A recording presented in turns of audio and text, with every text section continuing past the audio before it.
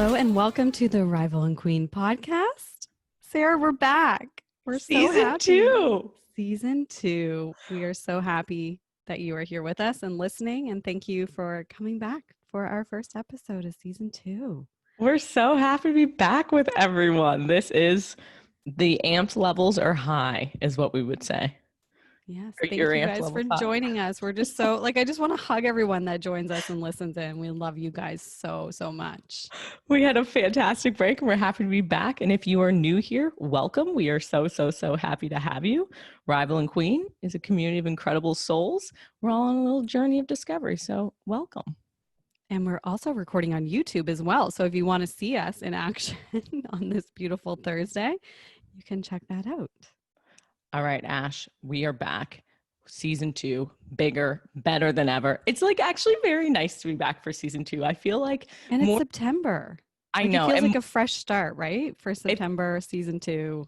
Feels like a fresh start. And more than starting, like more than when we ended season 1, I feel like now I'm reflecting and being like, oh my God, this is great. Ready to go again.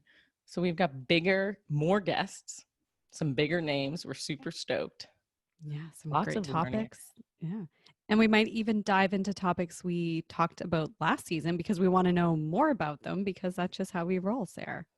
I was actually thinking this morning, Ash, that we should get Carrie from Vibe back on the podcast to talk about facial treatments. Yeah, I think that was one of our most popular episodes, and people still bring up certain things that we discussed, for one, Botox or any kind of aging or anti-aging products and stuff like, or not aging products, but anti-aging products. So I think that's a great idea. Another year has gone by. We need more. We need more information. Yeah, I woke up thinking about this morning. So if you guys listening have any ideas for topics you want us to dive into, please share them with us. We're so excited. Last year, we did a bunch of virtual events before we wrapped the season. We're excited to do more of those and hopefully some in-person ones coming up as well. So season 2, we back, we amped. So exciting. I hope that everyone had a lovely August and end of summer. I know Sarah and I were and still are soaking up everything we can. We're going to PEI next weekend, so that's going to be nice. Get some last beach weekends in, Sarah. I can't wait. I'm so excited. I think, we've been very much soaking up summer. We have summer hit lists, each of us. And some of ours are going to cross over to do I actually together. That's what I was going to say, is I think some of ours are like very perfectly aligned because you were telling me you want to go have a picnic on Citadel Hill in the evening. Yeah. Is that right? I want that sunset, when you're on the top of the hill, Citadel Hill or the the Commons, anywhere. I just want a blanket, some wine, some snacks, and just soak up those crisp evenings before it's freezing. I know. And for anyone who's not familiar with Halifax, these are just big parks that kind of overlook the city and they're absolutely beautiful. So Ash, I have the literally exact same thing written down on my summer hit list. So we have to do that this week, I think. Yeah, I think we should pick a night and do it for sure. Also, I just want to throw this out there because it's not official, but I feel like this summer, the police, like because of COVID and everything, and we still can't go to like bars in the same way as we I know used what to. You're going to say already. You know what I'm going to say. I feel like they've chosen, it's not written, it's not official, to like turn a blind eye to like drinking in the parks. And I really appreciate that. I mean, it's pretty harmless. I think it should be encouraged. I think we should kind of embrace this European vibe that we have: al fresco, everything, wine, breakfast, whatever. European vibe. I love that. So we are bringing the European vibe to Citadel Hill this week. I don't even want to really conceal that we're having wine in the park. Like, I don't want to bring a thermos. I want a glass, like a little tumbler, and I want to bring a bottle of wine and open it and just drink it. I have done that. Okay, I'm actually going to tell you a very embarrassing story. Oh, God. Just that you've. I can't wait. So this is before it was super okay to have a few drinks in public. Also, it's still probably not officially okay, but again, blind eye. Years ago, when I lived in St. John's, they used to do Monday night movie nights, like down on Water Street. They close off the main street and use a projector. And then obviously I used to bring alcohol in a tumbler or something like that. But this one time, the only thing I had was this like yellowtail white bubbly or whatever. So I was like, oh, whatever. We'll just open this down there. Everyone will like it. I'll share it with our friends. What I didn't take into account and forgot about is the very loud pop it makes when you open it. And so it was pure silence watching the Goonies, I'm pretty sure. Oh my And then God. this like super loud pop goes off. And I like, you can imagine the look on my face. So to cover it, when everyone turned back to look at me, I just turned around to look at the person behind me. That's smart. Well, VK was there, my friend. So I can picture you just shrugging your shoulders, be like, all right, well, who wants some? And I feel like in St. John's, I find like people are a little more liberal. So maybe that was okay. But I was still very embarrassed. Anyways, now we don't have to be embarrassed. Full bottle, Ash. Let's get a bottle of bubbly. Easy. We will keep everyone updated, I'm sure, through our Instagram and wherever else of what we're doing and our hit list as it comes to completion. Is there anything else on that list, Ash, that we have to get in before the summer is over? I did a few things last week. There were a few patios that I wanted to go to specifically at night. I kind of like that vibe. And I went to Dee Dee's Ice Cream, which is a homemade ice cream shop here in Halifax. I really wanted to go there and sit outside. Just lots of sitting outside, Sarah, I think is really what I'm into. I need to grab my list, but they're things I know that I'll think of, and if I don't do them, I won't be satisfied when it's say November. I know, I'm with you, and I've been writing down patios. The other place I want us to go this week is to the Armview restaurant, which looks over. I've only been there once, but I did really like it. But we'll go. I know they've got like a mini beer garden set up, which looks over the water, and I'm really feeling that right now. We're on the same vibe. I got you. Also, I'm doing the tidal bore rafting on Monday, which I've never done. That's going to be so cool. So it's intense. We're in September. We're in September, but we have been, even though we've been missing everyone, we have been living it up to the fullest. Yeah, embracing. The great. I know, and I just can't help thinking, like, we've talked about this a lot, Ash, with COVID and everything. You know, we haven't been able to move around like we normally do, but it's helped us actually appreciate all these frigging amazing things around us.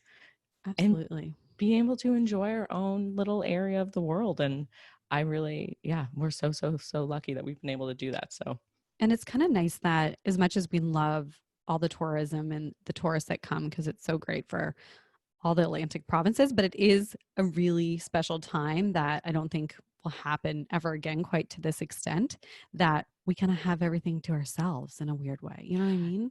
It's nice. Some of the things we love to do, it's like, you can go and there's not 1,000 other people there.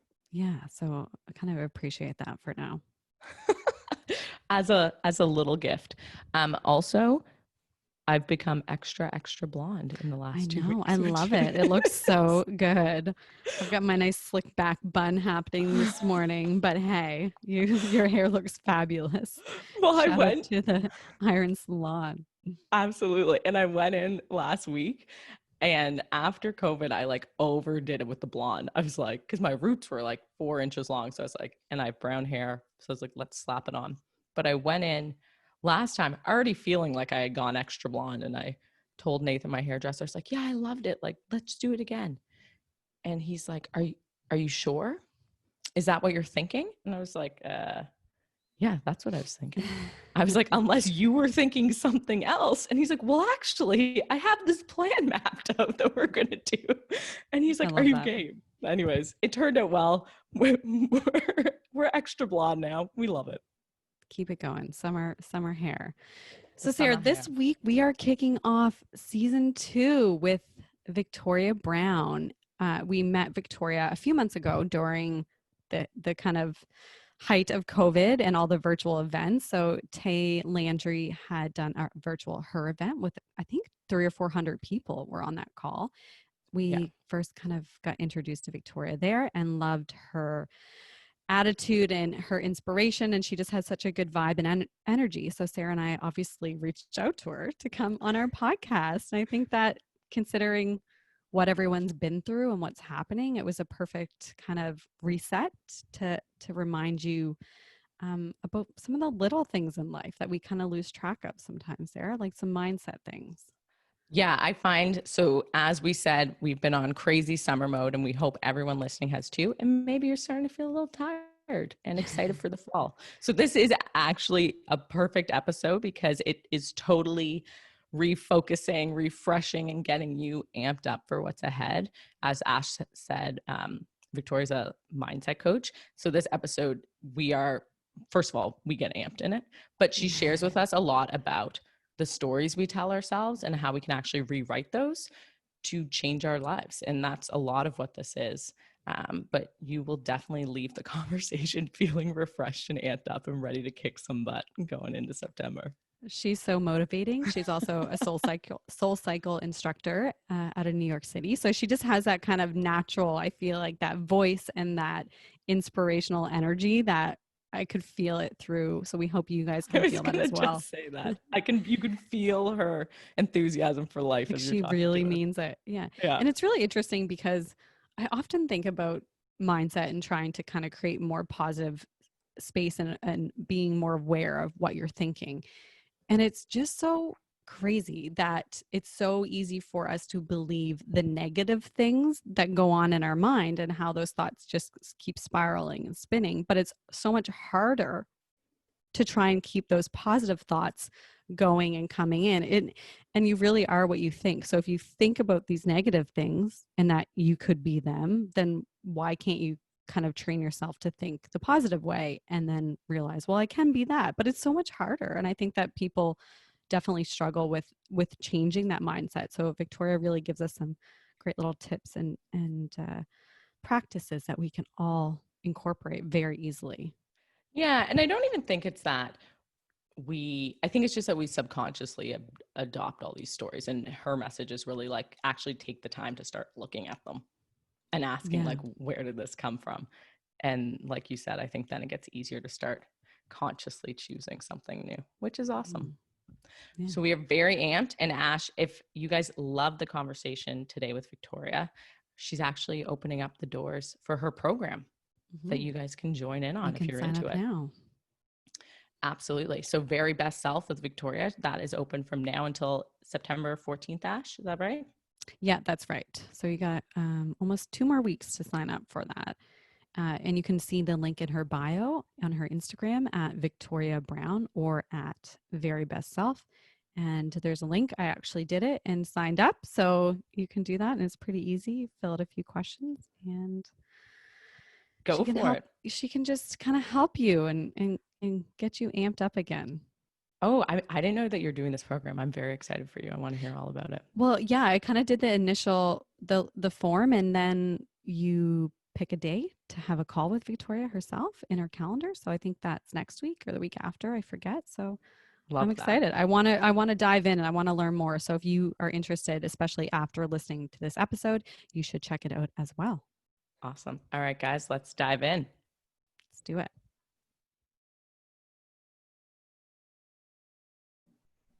We are so excited to have Victoria Brown joining us tonight. Victoria, welcome to the virtual Rival and Queen studio.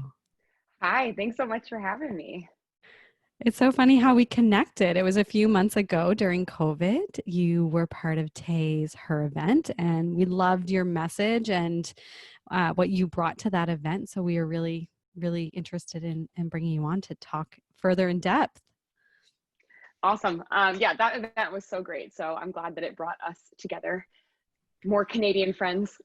Yeah, we don't live too far away. Victoria is joining us from New York City. Or you're back in New York, right? You were just traveling? I am. Yep, okay. I'm back in New York. I was in Jackson Hole, Wyoming over the weekend, but back in New York City now. One of the things that from her conference where we first met, I know Victoria, like we both loved your talk, and Ashley was so amped, like called me after and was like, we have to get Victoria Brown on the podcast. And your message resonated so much with her. And you are a mindset coach. You have kind of self-proclaimed you love doing to motivate others. And you are a SoulCycle instructor as well, which goes very well with the motivation piece. Yeah, those things definitely go hand in hand. And yeah, that's like what I'm passionate about. That's what I care the most about. And where I guess I feel the most alive is when I'm in any kind of setting that allows me to motivate people to find their very best self. So that's kind of what drives me. I love that. I love that. Yeah, that's the thing that you're most passionate about, is lighting other people up. And Ash and I talk about that all the time. And that's kind of one of the big motivators for this podcast, is like the thing that we do is love to discover what lights people up. Right. Yeah. So I love that. I mean, that's like such a thing right now too, is like light your friends up, gas your friends up, like get excited about like what people are excited about, you know? And so I don't know. Yeah, I love that about you guys. So thanks for having me on. So how did you get into this? Like, how did you discover that amping people up is your passion? I guess it really, I mean, I've been an athlete. I've been an athlete all my life. And so I guess I found early on that I always gravitated towards becoming like the captain of like whatever sports team I was on, or the president of whatever, you know, honor society I was in college, or sorority or whatever it was. Those were like kind of the roles that I always gravitated towards. And I loved being in those roles because I got to fire other people up. And that's really, I guess it just happened over time. And then when I stepped into the SoulCycle room, it was like, oh my God, nothing in my life has ever felt more right. This is where I'm supposed to be. This is what I'm supposed to be doing. And so you kind of just get this like inner feeling where you're like, oh, this is right. This is what I'm supposed to be doing. And, you know, SoulCycle is like this weird, special place, which I think, you know, Tay's studio is probably quite similar, where, you know, sometimes I get to be the best part of someone's day. And, you know, when they've had a shit day at work, or, you know, they're in a fight with their spouse, or they're, you know, have a million other things going on in the world, for that 45 minutes, you get to disconnect. You get to disconnect from everything else that's going on in the world and connect to yourself, and then ask yourself what it is that you need, what it is that you want, and really get crystal clear in that 45 minutes. And if you're lucky enough, you have an instructor who motivates you and pushes you, and hopefully, if you're lucky, inspires you to walk out of that room and then make big changes in your life, or, you know, find forgiveness, which is something that's so difficult for so many people to find. And it's a crazy thing, forgiveness is, I think, because a lot of times we don't even realize that we're harboring so many things that we need to forgive or let go of, whether it's a circumstance or a person or a situation, whatever it is. But you can find that in that space. And so there's a moment that happens sometimes when I look out and I can see like this light bulb that kind of will turn on in someone. And it's like, I guess when they just go into overdrive and they're pushing a little bit extra hard, like harder than they, you know, thought that they could, or, you know, something clicks, or you notice that they have closed their eyes and their head is down and they're completely zoned out. Those are the things that like make me feel the most alive. If I can provide that space for someone to disconnect to the crazy world out there, to find a little bit of stillness within all the chaos, then that's just what, it just lights me up. And I just know and have known that that's what I'm supposed to be doing. And so luckily, you know, through COVID, it's odd because those two words don't usually go in the same sentence, luckily and COVID. But luckily through COVID, you know, I've been able to, explore other avenues of lighting people up. And I'm excited about the future and mindset coaching and other things that I'm working on that allow me to do that. Yeah. How has COVID, I guess, to expand on that, changed your perspective on being a mindset coach? Because I'm sure you had a lot more time to understand what people are going through and what people might need at this time. Totally. I mean, the most beautiful thing about what's going on right now is this excuse to pivot, right? This moment where you're allowed to do something different. And it might be scary. Of course, it's still going to be scary. But for this moment in time, you're not the only one who's doing it. Everyone around you is doing it. So if you were afraid and you weren't doing something that you always wanted to do or always were passionate about because you were scared to do it, because you were worried about what other people would think, like, it's like all of that is just out of the equation. And that's so incredible for the first time that you get to pivot. And so for me, it just opened up the doorways to something that I've been working on for so many years anyways. And so I got my life coach certification back in 2017. And then I really didn't do much with it to be honest. And I wanted to, but I honestly didn't know the right way to approach that, because the term in and of itself, life coach, feels kind of silly to me. I don't know why. It's just something that I could never really wrap my like mind around. And I just like couldn't get on board with this idea of being someone's life coach. Like, you know how to live your life. We all know how to live our life. Can you do it better some days than other? Like, hell yeah, of course you can. But like a life coach sounds and feels very, very weird to me. So I kind of reprogrammed that. And so I call it a mindset coach, right? Because that's something that I feel like I can get behind. That's something that makes sense to me and feels powerful and, you know, courageous to me, is changing our mindset, right?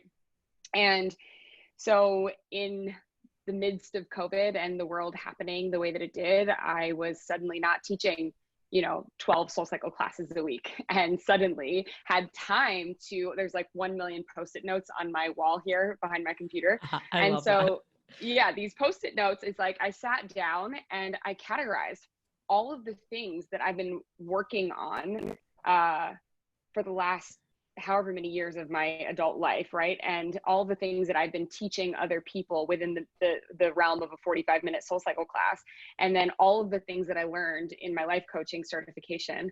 And I was like, if I were to put that into a 90-day program, if I were to take everything I've been teaching people on a moving bike, or a bike that goes nowhere but everywhere at the same time, as I like to say, a stationary bike that goes nowhere but everywhere at the same time. But if I were to categorize all of that, and so I sat down and I categorized it, and it gave me this like incredible opportunity to then share that with people, and what an honor that has been. So as I was saying, you know, it's been my joy to fire people up and to help people find a new way of thinking that can just change the course of their life or their lives. And so it's been great to have the space and the time to put it all together and share that with people. Oh, I love hearing that uplifting spin on like the COVID experience for what that's been. Cause I think it is, so many people, are in that position where they're still rethinking things and feeling like this is an opportunity to make change. And it's great that you are positioning it that way. And you're totally right. Everyone can do it together, which is kind of incredible and very unique. Right. It is. I also do like to point out, though, I do find it very important, because there's so many people on social media right now speaking to the importance of pivoting, the importance of, you know, make the use of this time, create something new. Like, I do like to also like mention that does create a lot of shame for people who were already doing great in their life, and like they're not in a place where they want to build something new, and like that's okay too. You know, you don't have to feel like you have to go find the cure for cancer right now. Like you know what I mean? Like, you don't have to feel like you have to do all of those things, that you have to get up and change every single thing about your life, because suddenly every influencer on social media is telling you that you need to change everything about your life, and that you need to, you know, capitalize on this time and capitalize on this moment. And I think that's important to say as well, that that's my story and that's my experience, but it's not everyone's experience. And I think that's super important to mention. Yeah, that's a really good point. Because I feel like people might be overwhelmed with where they might want to go in a new direction, or not know what direction to go in at all. And it's kind of overwhelming to have that much time and think about what you may want to change. Right. Maybe it's just a time to, maybe you are really happy. Maybe it's just a time to become introspective and, you know, learn meditation instead, and just be really quiet with yourself instead of outwardly changing everything. But to each their own, right? Totally. So I want to kind of connect SoulCycle a little bit, because for anyone who's not familiar, I think we've got 2 SoulCycle studios in Canada, but we have different similar things. And in Halifax, we have Spinco that Tay Landry, who's been on the show, she has opened those up. And it is, for anyone who hasn't been, this incredibly motivational experience. You were strapped into the spin bike, but you were like, it is like you can change anything in your life, and you were so empowered. And I feel like that, like when you said that felt like coming home to you, it's like the right spot, you were meant to be there. How has that helped you take this step into becoming a mindset coach?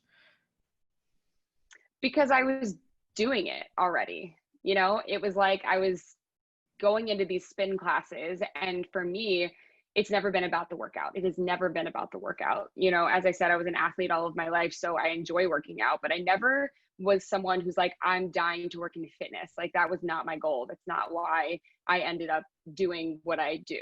I didn't really actually have a desire at all to be on the podium. And so the story of kind of how I found SoulCycle, I was working on the front desk, and you know, I was taking classes all the time and feeling exactly how you explained. Like, I would leave that class and I would just feel so empowered. Like, I just wanted to, like, I didn't even want to answer my phone because I was so, for like hours afterwards, because I was so nervous that someone else's energy was going to kind of interrupt what I had created in a 45-minute, you know, SoulCycle class, you know, and I was just so fired up and I wanted to go out and like achieve every goal after I left there. And I don't know, there was a time where I guess something shifted for me, and I started to envision myself in that same space. And as I said, I decided on a whim, actually, to audition. When I decided completely and utterly on a whim. I was like, maybe I'll try this. I was working on the front desk at the time. I was in my early 20s. I was like, you know what? I could probably make a little bit more money being an instructor, a lot more money than working on the front desk. And so, you know what? I'll just give this a shot. Fully just on accident ended up in that place. And as I said before, you know, once I stepped into that role, nothing in my life ever felt more right. And so over time, I noticed that I was giving a motivational talk 12 times a week every time I taught a class. And it was never, as I said, about the workout for me. The workout was always the thing that happened on accident, the thing that happened like just like cherry on top, right? It was never about that, right? It just wasn't for me. And I think that the people that I attract and the people who like to, you know, take my classes, like I think it's a nice escape, because there are so many workout classes that you go to where the entire time you're thinking, is this over yet? I want it to be over. I can't stand this. I'm miserable. I'm miserable. I'm miserable. Whereas I think, you know, the space that I like to create in my room is where you're just like, as I said, it's like the thing that happened on accident, and you're not even thinking about working out. You know, you're just thinking about all the goals that you have in your life and how you want to make yourself better and how you can become better. And you can sit on that bike and then decide, you know, what's working, what's not working, and what can I do better? And I'm not sure if I answered your question. No, I think you did, because it sounds like you went from, you fell into SoulCycle instructing, which also, let's just add in there that from what I know, that is like a very hard position to get in. Like, people audition and practice and train to try to become an instructor. So they do. It's one of those things, because, you know, if I had known that it was going to become my dream job, I probably would have bombed the audition. I probably would have done terribly if I had known that. But I was just so nonchalant, and like, I was just like, whatever. If I get it, cool. If I don't get it, cool. Like, I just didn't really, I didn't put a lot of pressure on myself. And so, you know, I try to take that attitude into other things that I really want in life, but it doesn't seem to work quite the same. And as you're saying this, and I know when Sarah and I first talked to you, we had a pre-call last week, that it's not necessarily going to happen for you, I don't think, the first time you step into that room and get on that bike, right? Like, I'm finding a hard time for myself, because I am that person in the spin class being like, is this over? But sometimes I'm really dialed in and connected. So is that something you're seeing with the riders, that happens naturally? It doesn't just happen the first time. It might take like a little while to understand the purpose of why you're there on that bike. I think it's totally different person to person. Some people sit on the bike and it clicks for them immediately, and they're like, wow, this is a spiritual thing as well. And then some people, they might figure it out on the third try, or some people might be a year in and riding with a whole bunch of different instructors until they find that one instructor that they super click with. And then they have like this really cathartic, crazy experience. I just think it's totally different for everyone, but you know, you have to try different instructors. I think that's super, super important to your journey, because it's like anything, you know, you have to try things on and find what fits you perfectly, because you may get lucky and like the first class you go to, you're like, that's my person. I want to ride only with that person or work out with this person or train or whatever it is. But sometimes you got to just keep trying things on until you find what fits and what feels good. Totally. It's also so crazy empowering to connect motion and like movement with clearing your mind or moving through blocks and stuff and changing your mindset. Like that connection of those activities and that motivation it's just hugely empowering. I totally agree. And one of the books that I just got this weekend is How to Break Up with Your Cell Phone. I saw that. Yeah. And so, it's like there's only a few places in the world where it's a no phone zone. And so there's no cell phones allowed in the dark spin room, or the shower for that matter, except now they're making iPhones waterproof. So, what are you going to do? But, it's like one of those few places where, yes, you can clear the space between your ears and really connect. And so it's crazy how that happens. But I think I would argue that not having a cell phone within a 10-foot radius of your body really helps. Yes. That's a good point. So Victoria, right now, like what is the biggest thing when it comes to mindset that you think is important for people to hear? Or how do you how do you work with people right now? So I have a 90-day program, 3-month program, and I'm about to launch the next one coming up in this coming week. I open up the doors. They'll be open for 2 weeks. So yeah, that's exciting. But I guess the biggest component around what I kind of teach is rewriting your story. And so that's like the most powerful piece, I think, to me, because the biggest way to put it is just because something has always been a certain way does not mean that it always has to be a certain way. So just because something has always been a certain way does not mean that it always has to be a certain way. And so there are key things that happen to us in our lives, and I kind of will coach my clients to think of 5 key things that happened in their lives. And they don't even necessarily have to be like some catastrophic event or some negative event. They could even be positive, right? But it's 5 key things that have happened in your life. And then once you identify those things and really like sit down and journal about what those 5 defining moments are, 5 defining moments in your life, right? Once you identify those moments, then you'll write down the story that you have told yourself about each of those moments.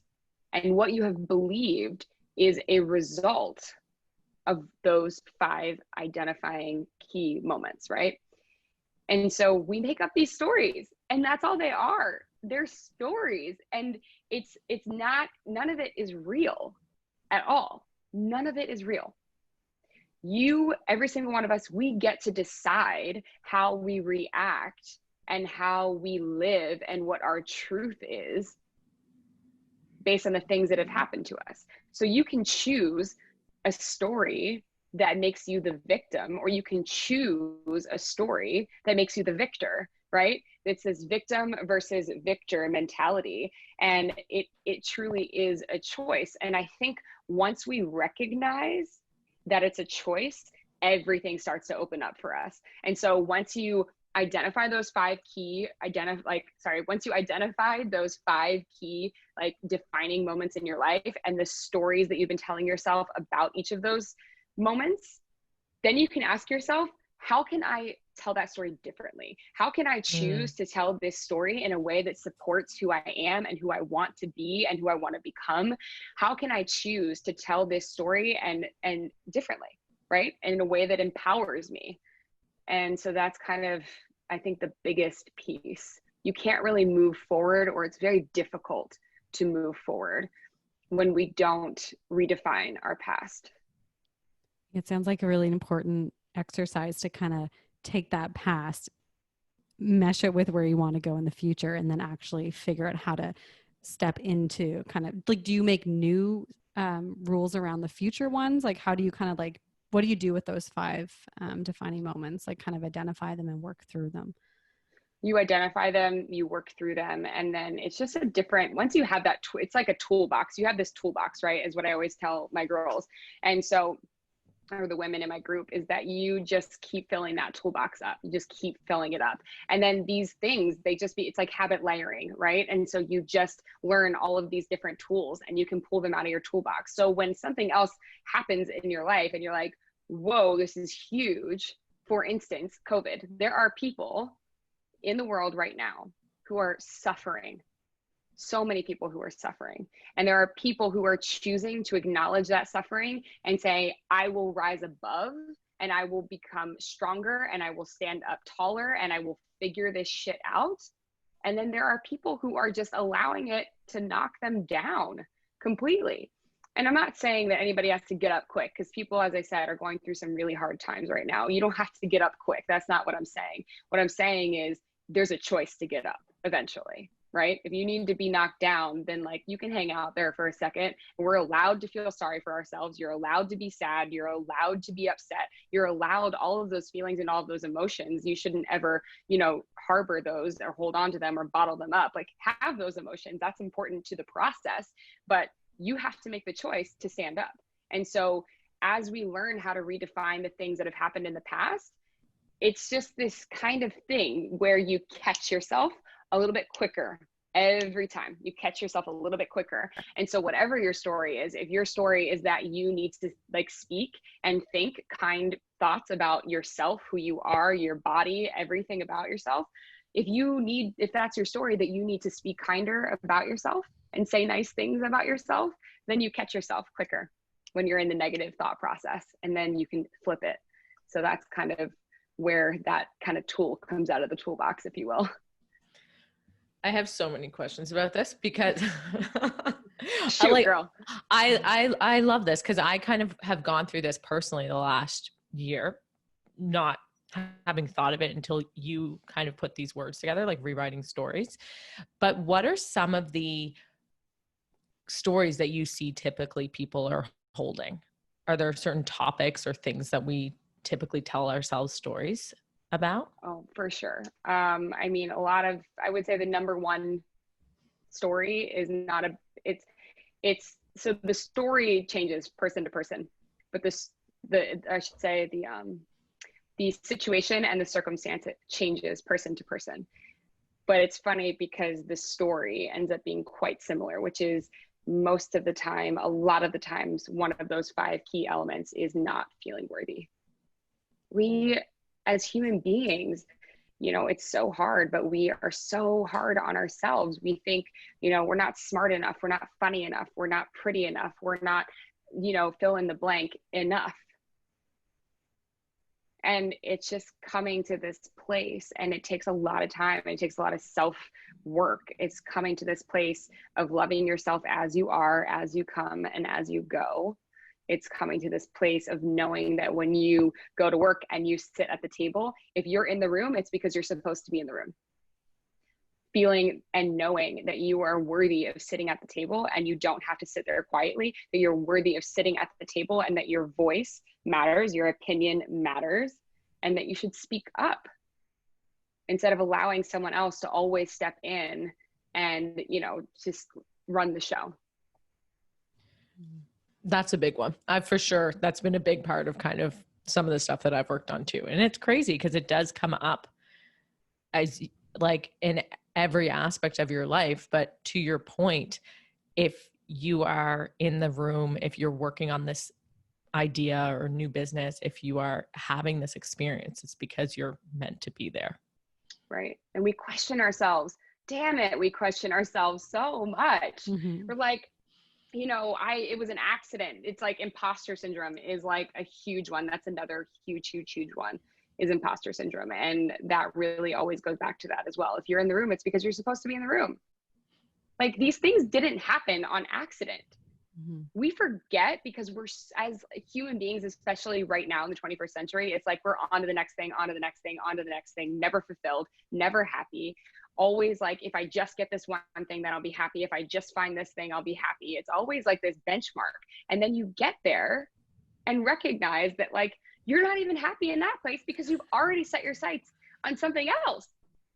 And so that's a huge one, is imposter syndrome, and just also just like allowing things to like sink in and settle in. But I really like to go backwards a lot. And I think going backwards really, really helps, because that imposter syndrome really stems from that going to the next level thing and forgetting everything that we did to get us to that point, that we earned, that we worked for. You know, it's like, you know, you guys dreamt of having a podcast. And so maybe, you know, you feel a certain way because you haven't hit this certain benchmark or a certain amount of listeners, but there was a time when you just talked about having a podcast and you didn't have one yet. And now look at you two crushing it.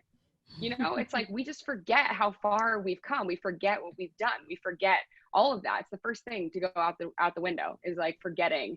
And so, I have like a journaling process that I do and that I teach my clients. And part of that journaling process is to write down 3 things that you're proud of every day. Oh, I love that. It's really hard. I know I struggle a lot with that, is not living in the moment and kind of focusing on what's happening right now and enjoying the process. And actually, someone told me last week, when it could be at a dinner or hanging with friends, is kind of take a visual mental snapshot and come back to that moment. And so you kind of like remember the good things, because I really focus a lot with being a little more anxious and stressed at times. So I'm like, okay, I just want to try and not think about that next benchmark, like you said, or the next thing that I need to do. It's like, what's really lighting me up right now, and this is feeling good, and kind of hold on to that so that you can remember when you're feeling kind of down that, no, this is good. This is good. You know what I mean? But it's hard to do that. I need to get that toolbox, Victoria, and get my hammers and all my tools out. I mean, another great one, when you just said it triggered when you said a snapshot. And so this is like a little bit separate. This is off topic a bit, but it's about in regards to body image. And I didn't make this up. I'm not really sure where it came from, to be honest. But if you struggle with body image, you know, where you don't say nice things about yourself or talk to yourself in a kind way, which we all should, you find a photograph of yourself when you were young, right? So when you were like 8 years old. And if the place in which you feel triggered is when you stare at yourself in the bathroom mirror or your blank mirror or wherever it is, you tape that photo of 8-year-old you on the mirror. And anytime you have those thoughts, you think, would you tell that to your 8-year-old self? Would you talk to your 8-year-old self like that? Would you talk to her that way? Would you say those things to her? Would you tell her that she's not pretty enough? Would you tell her that she needs to lose 10 pounds? Like, no, you would never in a million years say that to her. So why do you think that it's okay to say it to yourself now? It's just, you know, we just think that it's okay to talk to ourselves that way. And it's just not at all. So I went on a tangent about body image, sorry, but. No, but that actually resonates a ton, because I remember most of my life always growing up, like, especially when I was in high school and university, I think that really, it sets in them for girls, feeling like I constantly had to lose weight or like not feeling good about my body. And it's funny because now I see photos of myself then and I'm like, damn, I look fantastic. Like, girl, you had it going on. You didn't even know. And I like love my body. And so that's actually was like a moment for me when I stopped being so critical on myself now, because I was like, I was so hard on myself then. I look so fantastic. I have no idea what's going on. And I'm just going to love my body as it is, because I'm happy. It's great. Yes, I love that. You know, the thing is too, one day I think I woke up and I realized, like, when I look around or I'm hanging out with other girls, I don't know about you guys, I never have a negative like thought about how someone else's body looks. I just don't even care. I don't even think about it. Like, I never have a negative thought about the way someone else's body looks. So why on earth should I have that thought towards myself? That's just ridiculous. It's such a waste. Like, it's so consuming and such a waste of time to worry about these things. And of course, one thought could spin into 100 more negative thoughts. And it's this really, really vicious cycle. And it's kind of like that whole thing that your thoughts are not who you are. Like, we think that because they're in our mind and our brains are coming up with them, that this must be true, but it's really not. But it is hard to kind of separate that and use whatever tools, journaling and practices to kind of remove that. But I don't know. Crazy. Okay. I want to dive back into the stories and how we implant our new beliefs. Because when I was kind of changing some of my beliefs, the thing I found when I realized what I realized didn't work for me was when I would teach myself, okay, I'm not going to believe that anymore. But if I didn't set in a new belief, so if I didn't take the time to learn that I am worthy and tell that story, then it didn't stick the same way as just kind of like processing it. It's almost like I had to teach myself, instead of thinking this, we think this now. So Victoria, how do we implant these new stories when we're going back and rewriting them? Like, what is that process to future proof it? Like, how do we keep remembering them every day? I mean, you have to write it on a sticky note on the wall if you need to. You have to just come back to that. And the triggering moments will repurpose themselves in every which way possible. Every which way. So the things that come up for you that you have a negative reaction to will repurpose themselves. So you might not recognize them right away. But when you sit down and you identify the moments, you identify the story you've been telling and the story that you now want to tell instead, you just, as I said, you just get better and better at recognizing it when it happens and, you know, pivoting. There's, I talk about it quite a bit, but there's a Taylor Swift documentary. Have you seen it? So she's in the back seat of a van, and she says to herself, yes. And this is something that I do too. So I remember when I saw it, I was like, I super relate. I was like, I do that too, you know. And she says, where she catches herself in a moment, and she's like, no, we don't think like that anymore. We don't talk like that anymore. We don't have those thoughts, right? So if you have to actually physically say it out loud to yourself, no, we don't talk to ourselves that way anymore, or we don't think like that anymore, then like, do so, you know. And so like, even if you have to say it 50 times a day in your mind. Yeah, for sure. You know, if you have to write it down every morning, if you have to remind yourself, whatever it is, like, I think it's definitely, the process is different for every single person. And so I really do coach that to all of my clients too, that everything that I teach or coach or talk about it's all like, I say, try it on, is what I always say to them. It's like finding your most cozy sweatshirt, the one that just feels like the best on your skin and it like fits you perfectly to a T. It's like, you're going to try on a million sweatshirts until you find the one that fits you, the one that feels good on you, the one that looks, the color that looks the best on you, right? So you got to try everything on until you find what works and what fits you. Oh, I love that. That's great advice. Yeah. Oh, it just went out of my head. It's going to come back to me. I lose things all the time. Same. Oh my God. It was on the tip of my tongue. Just give me one moment. Because we're buffering. We have so many tabs open in our brain. Yeah.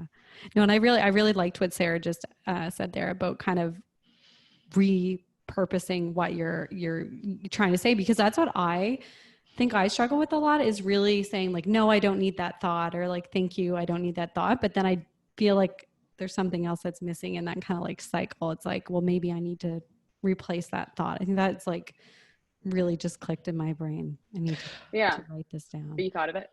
And what I was going to say is, like, as you're saying this, and this has kind of been the process I've been going through, this is why your program's so valuable, being 90 days, because you're training yourself to remember that you've rewritten these stories. And I think it's great to go through the process. And often it's really daunting to face kind of those stories we tell about ourselves that are scary. Like, totally. We aren't, like, you aren't worthy, or if you have imposter syndrome, like, those things are heavy to work through. And sometimes once you get through it, you're like, right, done the work, check that off, move on. Right, but you are just really beginning. And that's why it's so important to be able to work with someone like you and actually remember that this is a training process, and you're training yourself over a period of time, that you're going to rethink changing your mindset. And I would argue that the best part about it, I think personally as well, is that the program that I run is a group coaching program. So that was the greatest part about it, was the accountability that comes along with it. You're not just getting accountability from me.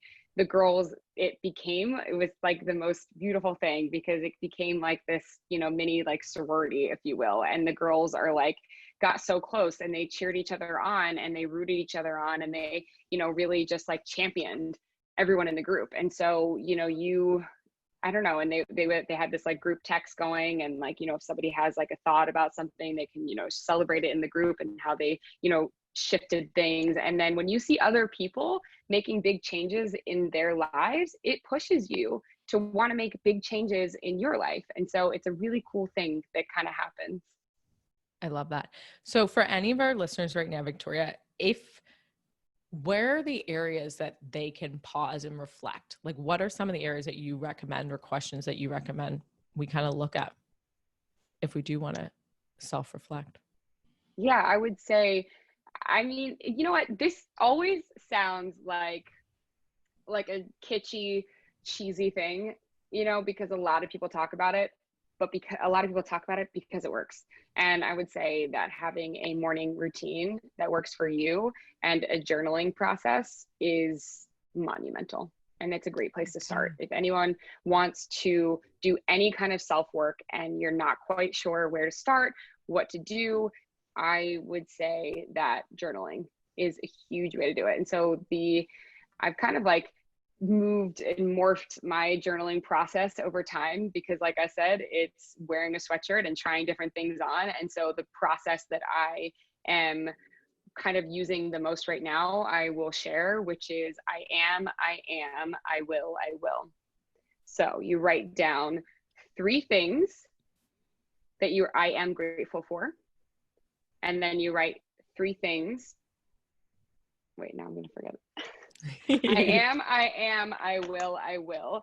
I am grateful for 3 things. I am proud of 3 things. Ooh.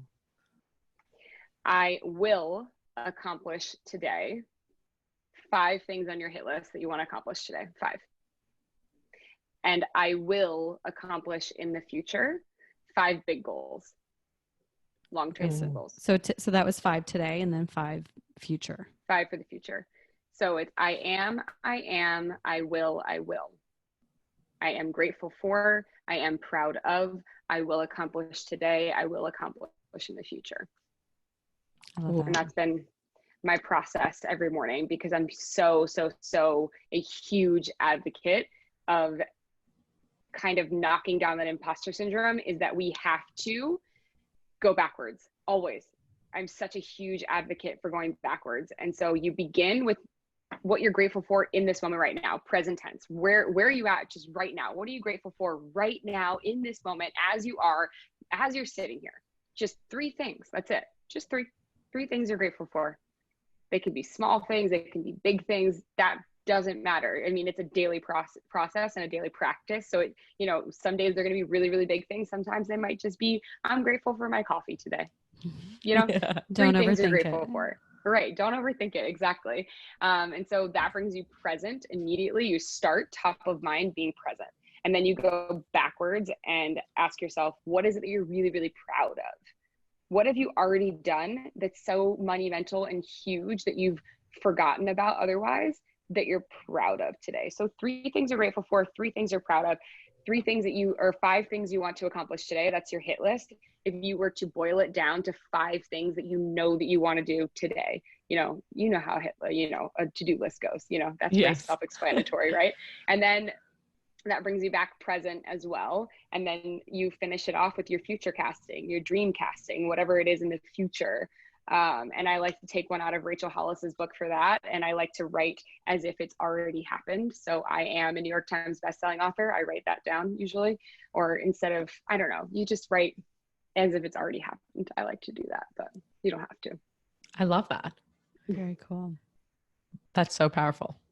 So Victoria, a question that we ask all of our podcast guests, and we've kind of hit that note at the beginning, was what is lighting you up right now? What lights you up? The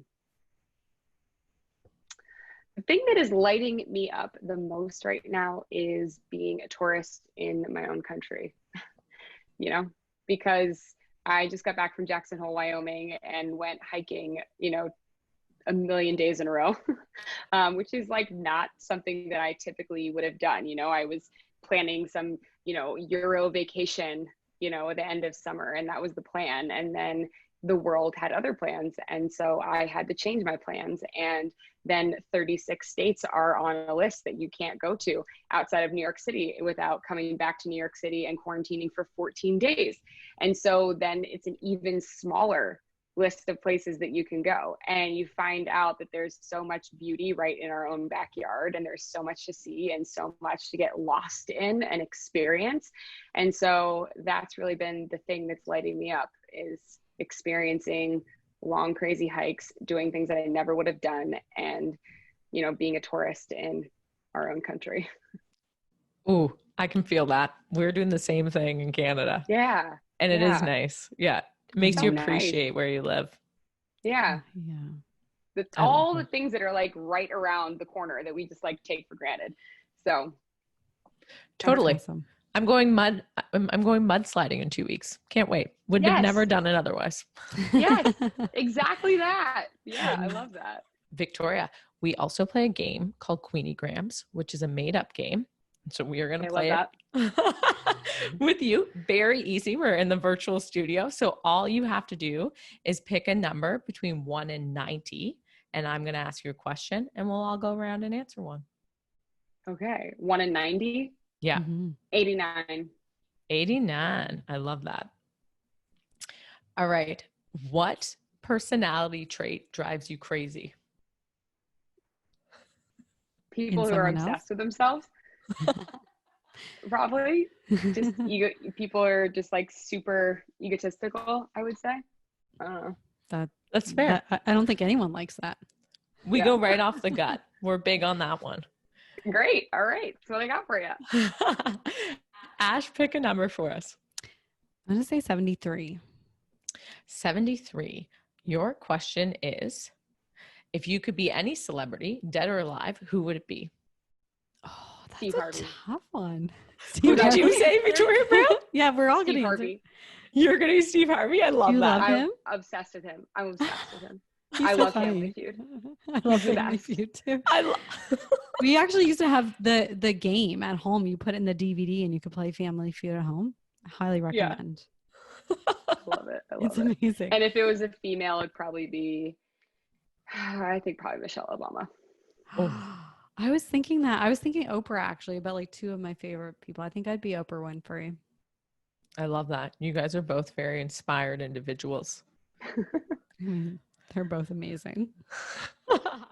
I mean, nobody's more inspired than Steve Harvey. I love that. All right, our last Queeniegram of the night. I'm going to pick 77, which is, what fad or trend do you hope comes back? I feel like we should all answer this one. Victoria, did something come to your head? Because I'm going to just say the only fad that's in my head right now, and I don't hope it comes back, is like Crocs. And I'm trying to think of another fad. I'm going to go with unitards over spandex. Like how they used to do that? And I don't think I would be really down for that. I just finished watching the Australian series Kath and Kim, and that is their workout outfits. It came out like 10 years ago, but I was like, you know what?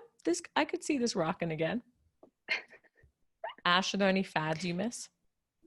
No. Oh, you know what? I have to say that the one I don't miss is like low-rise jeans and pants. That's the first one coming to mind. Is like, thank God there's high-waisted workout pants, high-waisted jeans. Yes. Somebody was looking out for us. I love it. Okay, this is the one I'm going to go with because it's like my childhood. It's just coming to me. But remember, everyone they were called something different in the States, but here they were called devil sticks when we were kids. And they were like two sticks that you would pass back and forth with like a baton and like flip them back and forth. I forgot about those, but those were very entertaining when I was 8 years old. Love it. See Sarah walking down the streets with these sticks. I mean, I don't know what fad I want to come back. I don't know. I'm happy with it all. Yeah. Victoria, we're so happy to have you on the podcast tonight. This has been awesome. Thanks so much for having me. I had a blast. Where can people find you? So you can find me on Instagram at Victoria Brown, and I will be putting the link in my bio for the next Very Best Self project that is launching. So I'm not sure when this podcast comes out, but will be out September 3rd. So I think Perfect. It'll be open, won't it? Yes. So when this podcast comes out, the doors will be wide open. And so, yeah, you can just go to my Instagram, click the link in my bio. And, I had girls from London in the last one. I had girls from LA, DC, where else? Dominican Republic. Hopefully Canada well. now. So, I'm welcoming I'm ushering in all of my Canadian girls as well. So, yeah. Yay. I can't wait to see that. And I love the name so much. I love it. Very Best Self. Thank you. Nailed it. Yeah. Shockingly, that was available on Instagram too. So you can also follow Very Best Self. We love that. So for everyone listening, it's your time to get in. We'll post the link in our details and you can follow along. Victoria, thank you so much. This has been so great. Thank you so much for having me.